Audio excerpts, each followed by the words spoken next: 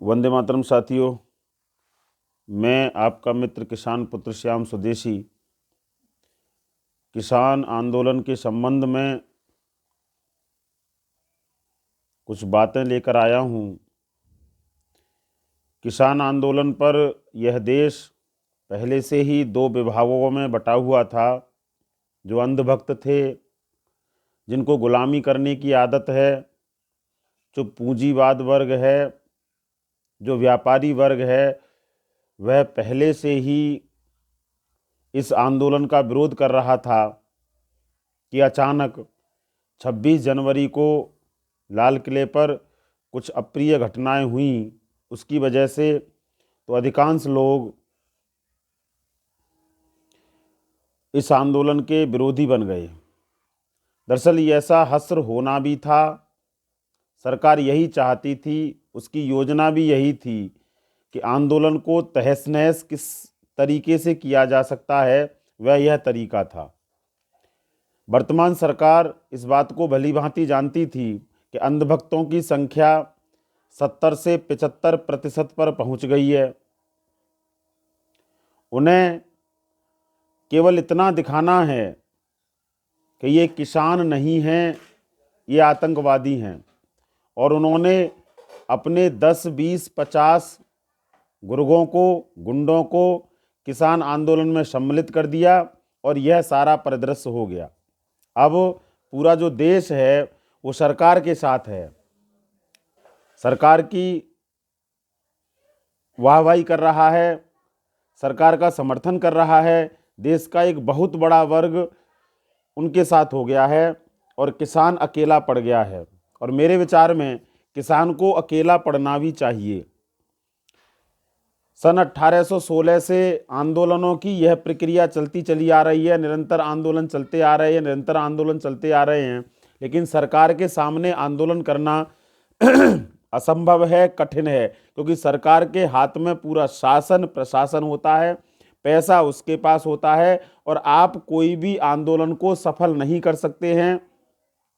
बाबा रामदेव का आंदोलन, जेपीजी का आंदोलन, अन्ना हजारे का आंदोलन और आज यह किसानों का आंदोलन इसी तरह से तहस नहस किया गया। निसंदेह हमें पहले आंदोलनों से यह समझ लेना चाहिए था और ईमानदारी से किसान आंदोलन नहीं करना था। किसान को अपना कोई भी आंदोलन करने की बिल्कुल भी कोई आवश्यकता नहीं है और आंदोलन का यही हश्र हुआ है और आगे भी इसी प्रकार का हश्र होता रहेगा। यदि आप आज भी नहीं सुधरे, आपको आंदोलन की रूपरेखा बदलनी होगी, पूर्व इतिहास को पढ़ना होगा और इतिहास से जानना होगा कि इस तरह के आंदोलन कभी न सफल हुए हैं न आगे होंगे। यह जो विश्व सत्ता है, जो 2030 का जो खेल है, जो इल्यूमिनाती का जो खेल है, WTO का जो खेल है, यह आपके किसी भी प्रकार के आंदोलन को सफल नहीं होने देगा। इस बात को अच्छी तरह से समझ लीजिए। फिर प्रश्न उठता है कि आंदोलन ऐसे ना करें तो फिर कैसे करें? तो आंदोलन की केवल रूपरेखा बदल दीजिए। किसान को एकजुट होना पड़ेगा सबसे पहले। दूसरी बात, इस राष्ट्र में एक वर्ग ऐसा है जो अन्न पैदा करता है, जिसके ऊपर इस राष्ट्र की पूरी अर्थव्यवस्था, पूरी मानव व्यवस्था उस व्यक्ति के ऊपर निर्भर है। कुछ आर्य समाजी हैं जो स्वयं को आर्य समाजी कहते हैं और वे कमेंट कर रहे हैं कि अन्नदाता तो ईश्वर है।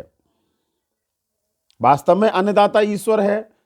अब यहीं से हमें समझ लेना चाहिए कि अन्नदाता ईश्वर है। अर्थात किसानों को क्या करना है कि किसानों को एकजुट होकर अपनी जरूरत की चीजें, गेहूं है, दाल है, चावल है, मिर्च है, मसाले हैं, जो भी चीजें हैं वो अपने खेत में उगानी है और उनको बाजार में भेजना बंद कर देना है। बिल्कुल, हम अपना कोई भी उत्पाद, अपना अन्न, अपनी दालें, अपनी सब्जियां, अपना दूध हम बाजार में नहीं भेजेंगे। और चूंकि हम आत्मनिर्भर हैं, हम सब कुछ धरती में से उगा सकते हैं, तो हम बाजार से कुछ लेने भी नहीं जाएंगे। पहला काम क्या करना है कि आत्मनिर्भर बनना है, अपने सारे उत्पाद स्वयं बनाने हैं, स्वयं उगाने हैं, स्वयं ही अपने घर पर रहना है, परिश्रम करना है और उत्पन्न करना है।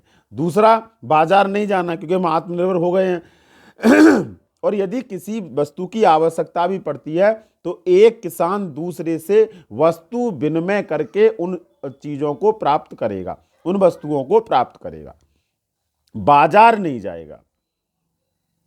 बाजार में इन व्यापारियों को, इन पूंजीवादियों को, पूंजीपतियों को भूखे मरने देना है। और उनसे उस समय आप ऐसा महीने, 2 महीने, 6 महीने करके तो देखिए। 6 महीने के बाद फिर मीडिया लेकर हम इनके पास जाएंगे और इनसे पूछेंगे कि अब अन्नदाता कौन है, अगर ईश्वर आपको अन्न क्यों नहीं दे रहा है। आंदोलन का केवल यही एक स्वरूप हो सकता है, दूसरा कोई स्वरूप नहीं है। आप अपनी ऊर्जा, अपना परिश्रम, अपना धन एक दिशाहीन मार्ग में लगा रहे हैं। यह बात बिल्कुल सच है कि आप मूर्ख और बेवकूफ नेताओं के चक्कर में पड़ गए हैं। मैं किसी व्यक्ति का नाम लेना नहीं चाहता, लेकिन जो भी किसान नेता हैं वो निहायत मूर्ख, बददिमाग हैं, उनके पास सोचने की शक्ति नहीं है। आंदोलन की केवल यही एक रूपरेखा बन सकती है, दूसरी कोई रूपरेखा नहीं है। और ऐसा आप करके देखें, ये मेरा दावा है, ये मेरा वादा है कि 6 महीने में यह पूरी व्यवस्था चरमरा जाएगी। और यह केवल भारतवर्ष के लिए नहीं है, यह पूरे विश्व के लिए निमंत्रण है कि पूरे विश्व का मजदूर वर्ग, किसान वर्ग वह एकजुट हो, एक छतरी के नीचे आए और आत्मनिर्भर बने। तब जाकर यह आंदोलन सफल होगा, अवश्य सफल होगा, अन्यथा अपनी ऊर्जा बेकार ही आप कर रहे हैं। वंदे मातरम। भाई राजीव दीक्षित अमर रहें। जय गौ माता। वंदे मातरम। ये बातें लेकर मैं आपके बीच में उपस्थित था। अगर मेरी बातों से आप सहमत हैं, कमेंट करें, लाइक करें और वीडियो को लगातार शेयर करते रहें।